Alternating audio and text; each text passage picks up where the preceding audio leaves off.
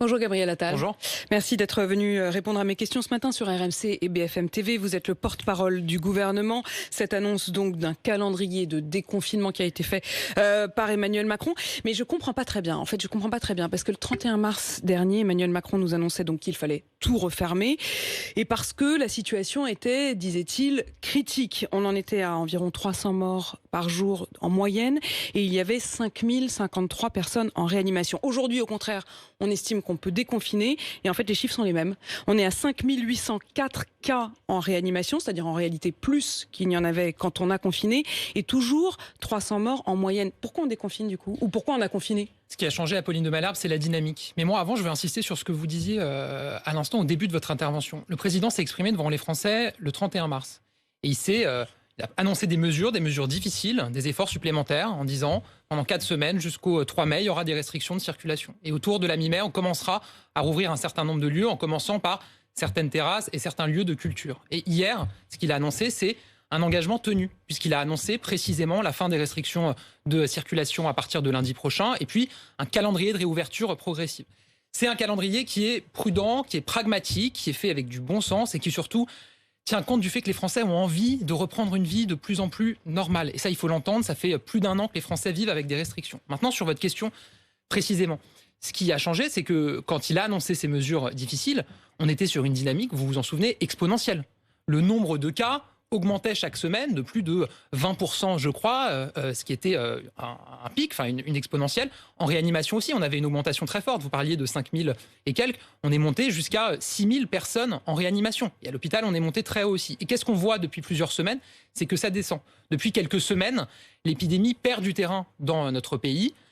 Elle le fait doucement, il faut aller plus vite, il faut continuer nos efforts, mais on voit que ça diminue. Mais vous dites on tient compte des envies, mais j'ai qu'une envie moi ce matin, c'est de me réjouir avec tout le monde et de me dire c'est génial, on va enfin pouvoir effectivement retrouver progressivement le chemin d'une vie normale. Mais quand même, si je me souviens bien, ce qu'on nous a dit aussi à l'automne, ce qu'Emmanuel Macron nous a dit à l'automne, au moment où il a fermé les restaurants, c'était qu'il rouvrirait le 20 janvier, c'était ça ce qui était prévu à l'époque, le 20 janvier avec un critère, il fallait être repassé sous la barre des 5000 nouveaux cas par jour. On est à 30 000 nouveaux cas par jour. Mais ça veut quand même dire qu'à un moment, en fait, ces critères, on les a envoyés bouler.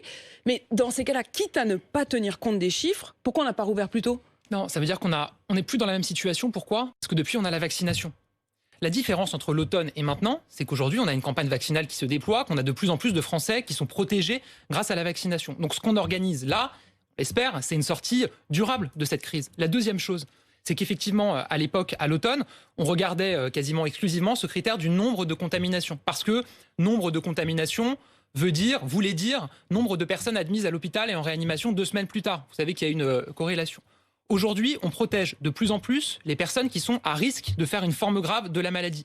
On est à plus de 60% des plus de 60 ans qui sont vaccinés. C'est autant de personnes qui sont les plus à risque d'aller à l'hôpital qui sont protégées d'une forme grave de la maladie. Donc, on voit que la boussole et les critères qui nous permettent d'alléger des restrictions ont changé grâce à la vaccination, puisque la vaccination nous permet et nous permettra de limiter le nombre de personnes qui sont hospitalisées. Et qui, alors, avant de rentrer dans le mode d'emploi, en quelque sorte, de ce déconfinement, vous parlez de la vaccination. Il y a quand même une grande question qui se pose aujourd'hui, c'est qu'est-ce que vous attendez pour l'ouvrir à tous ? Pourquoi tous ces critères ? Pourquoi continuer tous ces critères ? On attend les doses mais il y a des doses qui ne trouvent pas preneur. Je vais vous dire, il peut y avoir des centres, et je crois que c'était début de semaine, une trentaine de centres sur 1700 où il y avait des créneaux disponibles. Mais je veux dire, ces créneaux, ils sont pourvus progressivement. On utilise quasiment la totalité des vaccins qu'on reçoit dans les jours suivants le jour où on les reçoit. Si vous prenez Pfizer, par exemple, 92% d'utilisation. Les 8%, c'est ce qu'on appelle le roulement, c'est le temps que les vaccins arrivent dans les centres. Donc quand on reçoit des doses en France, aujourd'hui, elles sont injectées quasiment immédiatement parce que il y a un public qui est très large qui peut aujourd'hui se faire vacciner. La vaccination, moi j'entends les impatiences. Je connais aussi plein de gens, moi-même j'aimerais bien pouvoir me faire vacciner. Mais la vaccination, le succès de la vaccination, ce sera un succès collectif parce qu'on aura avancé en bon ordre. Et avancer en bon ordre, et je sais que c'est difficile et qu'il y a beaucoup d'impatience, c'est vacciner en priorité ceux qui sont les plus à risque de faire une forme grave. Il n'y a pas de raison que moi ou vous, on soit protégé, vacciné avant quelqu'un qui est plus à risque, c'est-à-dire quelqu'un d'âgé, quelqu'un qui a du diabète, qui a un surpoids. Sur ces questions de critères, vous avez encore élargi les critères. Mais je vais vous dire, vous savez ce que j'ai fait moi ce matin? J'ai imprimé tous les critères. Alors il y a d'abord une page sur les critères d'âge. Ensuite, il y a la liste des professions qui sont prioritaires. Mais alors, en fait, il faut rentrer dans tous les détails. Alors, il y a les agents d'entretien, les agents de nettoyage. Dans les agents d'entretien, c'est pas tous, hein.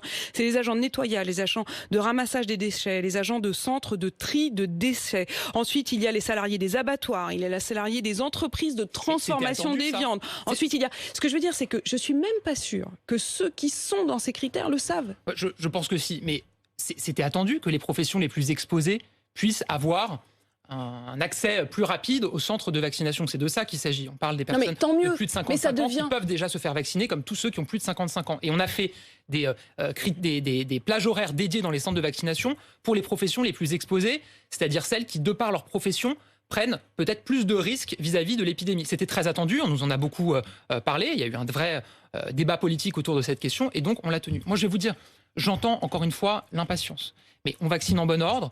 Il y a les étapes qui ont été annoncées. On veut avoir vacciné 20 millions de personnes à la mi-mai. Et à ce moment-là, ce qui est prévu, c'est l'ouverture aux plus de 50 ans, quelle que soit leur pathologie. Et puis ensuite, à la mi-juin, ouverture à tous les Français, au grand public. Sauf que calendrier qui a été annoncé. Ça, c'est pour la théorie. Ça, c'est pour les annonces. Mais on a un peu l'impression qu'en réalité, vous fermez les yeux sur ce qui se passe sur le terrain. Quand vous écoutez les médecins, ils vous le disent tous. D'abord, il y a en fin de journée des doses qui restent, et donc dans ces cas-là, ils les donnent un peu selon la tête du client, je dirais. C'est-à-dire que selon l'heure à laquelle il est, selon le nombre de doses qu'il reste, selon simplement leur humeur du jour, ils vont accepter ou non que certaines personnes qui ne sont pas dans les critères soient vaccinées. En fait, vous les laissez chacun gérer. Mais d'ailleurs, heureusement qu'il n'y a pas de doses qui sont jetées en fin de journée parce qu'il en reste. D'ailleurs, évidemment que les centres de vaccination, si à la fin de la journée, parce qu'il y a eu des désistements sur des rendez-vous, ou parce qu'ils ont réussi à extraire plus de doses, vous savez que parfois on arrive à extraire un peu plus de doses dans un flacon, en fonction de la qualité de la seringue, etc., qui puissent mobiliser des personnes pour se faire vacciner. Mais vous savez, j'ai été visiter un centre de vaccination dans le Val-de-Marne. Ils ont une liste d'attente avec des personnes qui sont dans la cible, des personnes âgées, des personnes qui ont une pathologie qui les rend à risque. Et oui, en fin de journée, ils passent des coups de fil en disant il nous reste une dose. Il y a aussi des sites internet qui se sont mis en place, Vite ma dose, Covid List, qui permettent d'accéder à des créneaux de vaccination. Qui ont pallié à ce que vous ne faisiez pas. Mais qui ont complété. Moi, je trouve ça super. Je vais vous dire qu'il y ait des jeunes, et en l'occurrence, c'est des jeunes qui se lancent, qui créent des dispositifs qui permettent d'améliorer la campagne de vaccination. Mais tant mieux. Moi, je ne fais pas partie de ceux qui attendent toujours tout de l'État. Et je pense que, justement, il y a une émulation qui peut se faire avec des jeunes. Eh bien, il y a aussi des villes qui ont pris des initiatives qui ne vont pas dans le sens de ce qu'Emmanuel Macron a annoncé. Je cite ce matin Bastia, notamment, en Corse, qui a décidé, quoi qu'il arrive, ça y est, d'ouvrir la vaccination à tous les plus de 18 ans. Qu'est-ce que vous allez faire? Vous allez leur envoyer la police? Non, enfin, je veux dire... D'abord, il y a pu y avoir des annonces de certaines villes ou de certains centres. Et puis je vais vous dire, souvent, il y a un dialogue qui se fait au niveau local avec les représentants de l'État et on arrive à trouver une solution. Parce que qu'est-ce que disent ces villes? Mais vous n'allez pas les empêcher. Vous n'allez pas les empêcher de vacciner. Il y en a notamment eu dans les Alpes-Maritimes. Qu'est-ce que disent ces villes? Elles disent, finalement, on a suffisamment de doses pour ouvrir à d'autres personnes que celles qui sont prioritaires. C'est bien souvent des départements. On leur a envoyé plus de doses que sur le reste de la France parce qu'il y avait une épidémie qui circulait plus. On se souvient des Alpes-Maritimes, il y avait une situation qui était très difficile. On leur a envoyé des doses en plus, donc ils ont pu vacciner davantage de personnes. Et puis maintenant, ils disent on peut ouvrir davantage. Il y a un enjeu de solidarité avec d'autres départements qui, eux, n'ont pas pu vacciner toutes les personnes les plus âgées. Et ensuite, je vais vous dire, on est aujourd'hui, je le disais, à 60% des plus de 60 ans qui ont été vaccinés, en tout cas qui ont reçu une première injection. Ça veut dire qu'il en reste 40%. Et il peut y arriver, souvent, qu'il y ait des personnes âgées qui sont isolées, qui sont chez elles. Et donc, la responsabilité des municipalités, évidemment en lien avec l'État et des associations d'ailleurs, c'est d'aller jusqu'au domicile de ces personnes. Donc plutôt, comme Bastia, d'ouvrir la vaccination à tous, vous inciteriez davantage les gens de Bastia, les responsables à Bastia, d'aller chercher un par un dans les maisons. Il faut aller chercher ceux qui sont les plus éloignés parce qu'il y a des collectivités d'ailleurs qui ont mis en place des bus qui se déplacent partout sur leur territoire, sur leur département, qui ont mis en place des équipes avec des infirmiers libéraux qui se déplacent au domicile des personnes. L'assurance maladie passe des coups de fil tous les jours aux personnes âgées pour vérifier qu'elles ont bien un rendez-vous. On en trouve régulièrement. Il y a eu plusieurs dizaines de milliers de personnes dont on s'est rendu compte qu'elles n'avaient pas eu de rendez-vous parce qu'elles n'avaient pas accès à l'information. On leur donne un rendez-vous, on les flèche vers un centre. Ce travail-là, il est en cours. Encore une fois, j'entends l'impatience. C'est une question de semaines maintenant avant qu'on puisse ouvrir beaucoup plus largement et on va y arriver. Mode d'emploi de ce calendrier du déconfinement. Un déconfinement avec quand même à tout moment cette menace qu'on puisse tirer sur le frein, une sorte de liberté surveillée. Il y a 3 critères. Et c'est là-dessus que je voudrais quand même qu'on s'arrête un instant. 3 critères qui pourraient entraîner ce que le président appelle un blocage des réouvertures. D'abord, il y a le taux d'incidence, plus de 400. Il y a une augmentation très brutale du taux d'incidence. Et puis, il y aurait une menace de saturation des services de réanimation. Première question, ce taux d'incidence de plus de 400. Quand on voit qu'il y a 8 départements aujourd'hui qui sont au-dessus de ce critère, est-ce que ça veut dire que si d'ici les dates indiquées, le taux n'est pas descendu, ils n'auront pas de terrasse rouverte, ils n'auront pas de réouverture? Alors déjà, pourquoi est-ce qu'on met en place un frein d'urgence? Parce que le président a annoncé des phases d'allègement des contraintes, de réouverture de certains lieux qui auront lieu dans tout le pays, qui sont nationales. Moi, je pense que les Français sont aussi attachés à cette égalité. Mais on sait bien, il faut avoir du bon sens, il faut être pragmatique, que si on voit que dans un département, il y a une situation particulièrement dégradée, qu'il y a un foyer de contamination important qui fait que l'épidémie repart très fort, qu'il y a une menace sur l'hôpital, oui, il faut pouvoir freiner un peu les choses, prendre un peu de temps avant de passer une étape. Maintenant, vous disiez, il y a 8 départements qui sont au-dessus du taux d'incidence de 400 pour 100 000. C'est vrai, c'est essentiellement des départements d'Île-de-France. Je crois qu'il y a les Bouches-du-Rhône. Seine-Saint-Denis, Val d'Oise, Val-de-Marne, Bouches-du-Rhône, Essonne, Seine-Saint-Denis, Oise et Paris. Voilà. Quand vous regardez ce qu'était l'incidence dans ces départements il y a 10 jours ou 2 semaines, elle était nettement plus élevée. Parfois, elle allait jusqu'à 800. Et donc, ce que je veux dire, c'est que c'est les départements qui sont partis du plus haut et c'est souvent ceux où ça baisse le plus vite. Donc moi, je vais vous dire... Sauf que là, entre-temps, les écoles vont rouvrir. Il n'y a pas de raison que ça baisse. Ça baisse encore plus fortement ces derniers jours. Et c'est très encourageant parce que les Français font des efforts, parce qu'ils vont continuer à faire des efforts, parce que chaque personne ne va baisser la garde, on va continuer à être vigilant. Mais je vous le dis, aujourd'hui, on peut légitimement être optimiste sur la possibilité d'ouvrir largement sur tout le territoire les terrasses et les lieux de culture à la mi-mai. Sauf menace de saturation des services de réanimation. Ça veut dire quoi? Alors ça sera précisé par le Premier ministre dans sa conférence de presse, ce critère, mais c'est la question du taux d'occupation des réanimations qui est regardé, je crois, au niveau régional. Et donc c'est la part de lits en réanimation qui sont occupés par des personnes qui sont atteintes. Parce que moi, j'ai Covid. regardé sur mon application Tous Anti-Covid ce matin, juste avant d'entrer dans ce studio. Il y a marqué que la tension des réanimations est de 114,5%. Donc on est au-dessus de 100%. Oui, au-dessus des capacités initiales. C'est-à-dire que vous savez qu'on a des capacités... Mais ça veut dire qu'il faudra être en dessous des 100%? On a des capacités initiales qui sont au-dessus, je crois, de 5000 lits en France, qu'on augmente progressivement et qu'on a augmenté progressivement ces dernières semaines et ces derniers mois au fur et à mesure que des personnes étaient admises en réanimation. Ça veut dire qu'on a transformé des lits en lits de réanimation, qu'on a reprogrammé un certain nombre d'opérations qui étaient prévues. Mais voilà, tout simplement. Est-ce qu'on pourra se dire, bon, bah, quand on passe en dessous des 100%, c'est bon? C'est ça le critère? Ça veut dire quoi? Je vous ai dit tout à l'heure que le Premier ministre allait préciser, je ne sais pas si ce sera 100%, 80%, en tout cas, ce sera le taux d'occupation en réanimation par des malades du Covid. Notre boussole, depuis le début de cette crise, vous le savez, la boussole absolue, ça a été de protéger toujours l'hôpital, de ne pas se retrouver dans une situation telle qu'on l'a vu malheureusement dans plusieurs pays dans le monde, et pas uniquement, on a vu des scènes dramatiques en Inde ces derniers jours, mais pas uniquement en Inde, y compris en Europe, chez certains de nos voisins, on a vu des situations où vous avez des personnes qui n'ont pas pu être accueillies à l'hôpital, qui ont été prises en charge dans leur voiture sur le parking de l'hôpital avec la bouteille d'oxygène sur le toit, faute de place en réanimation. On ne s'est pas retrouvé dans ces situations en France parce qu'on a toujours pris les mesures nécessaires pour protéger notre hôpital et pour faire en sorte que tous les Français qui en ont besoin puissent accéder à des soins. Et ça, évidemment, que ça restera notre boussole. Le troisième critère pour éventuellement tirer sur le frein, c'est l'augmentation très brutale du taux d'incidence. J'imagine que ça aussi, ce sera précisé. Ça veut dire quoi, très brutal? C'est quand vous avez une exponentielle, comme je le disais tout à l'heure. C'est-à-dire quand vous avez une augmentation très rapide sur un temps très court. Oui, le Premier ministre aura l'occasion de préciser. Il suffira que l'un de ces 3 critères, c'est-à-dire le taux d'incidence, la rapidité de l'augmentation et la menace de saturation sur les réanimations,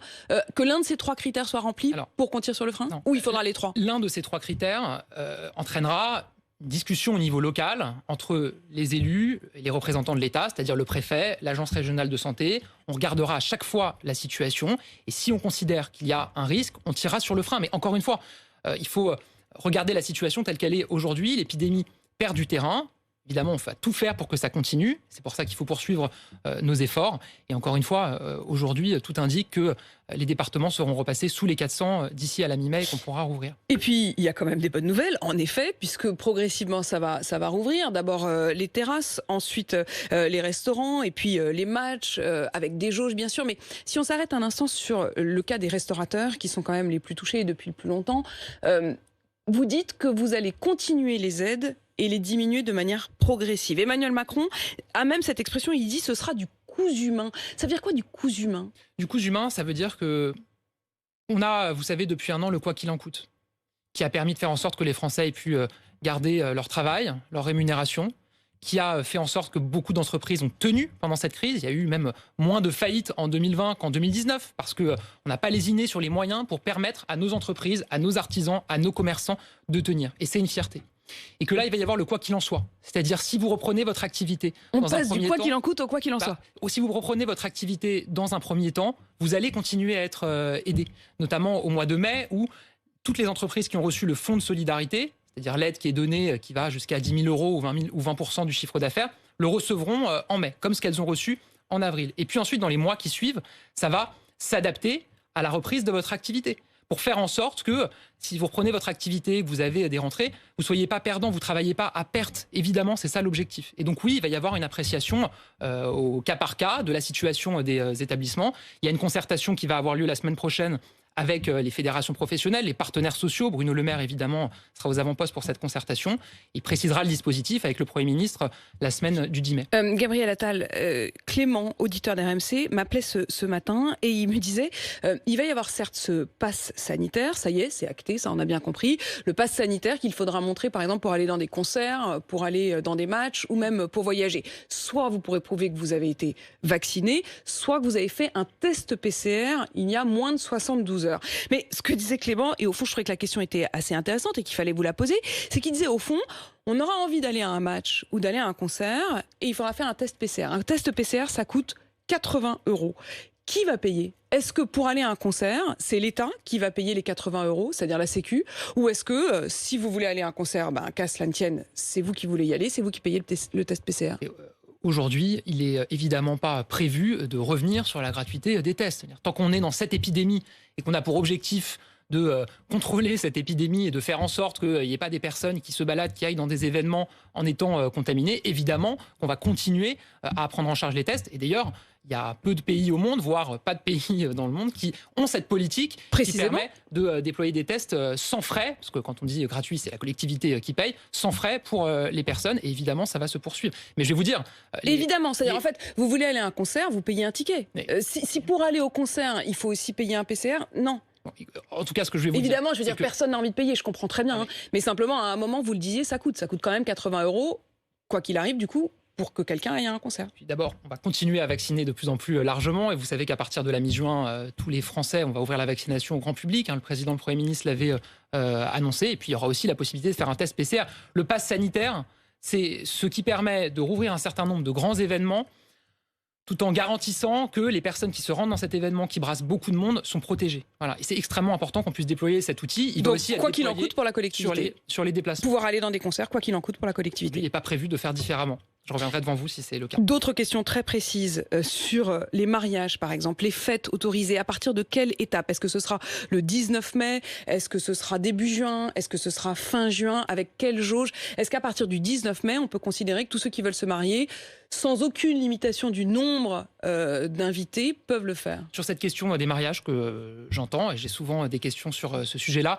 ça fait partie des sujets qui seront précisés par le Premier ministre dans sa conférence de presse. Tout n'a pas été dit dans l'interview du président de la République aussi, parce qu'il y a un travail qui est mené, encore une fois, avec les entreprises, avec les élus locaux, avec les parlementaires, qui va permettre de préciser un certain nombre de choses et de répondre à des questions que se posent beaucoup de Français. Donc pour l'instant, vous n'avez pas, ça n'est pas vraiment décidé. J'ai pas la réponse aujourd'hui en termes de date à vous donner. Il y a aujourd'hui la possibilité de se marier civilement à la mairie. Et d'ailleurs, on avait revu les jauges pour qu'il puisse y avoir plus de personnes qu'au départ. C'était 6 personnes, c'était très peu. Après, pour les grandes fêtes de mariage, là aujourd'hui, je ne peux pas encore vous donner la réponse. J'espère que ça sera le plus rapidement possible. Et évidemment que dès qu'on considérera qu'on pourra le faire pour des raisons sanitaires, on le fera. On sent bien dans cette interview ce matin donnée par Emmanuel Macron à la presse régionale qu'il a aussi envie, lui, de pouvoir tourner la page du Covid. Vous disiez, en fait, on tient compte de l'envie des Français, mais on tient aussi compte visiblement de l'envie du président. Il dit qu'il va ensuite, je le cite, reprendre son bâton de pèlerin. Il dit qu'il va aller reprendre le pouls de la France et faire une grande concertation.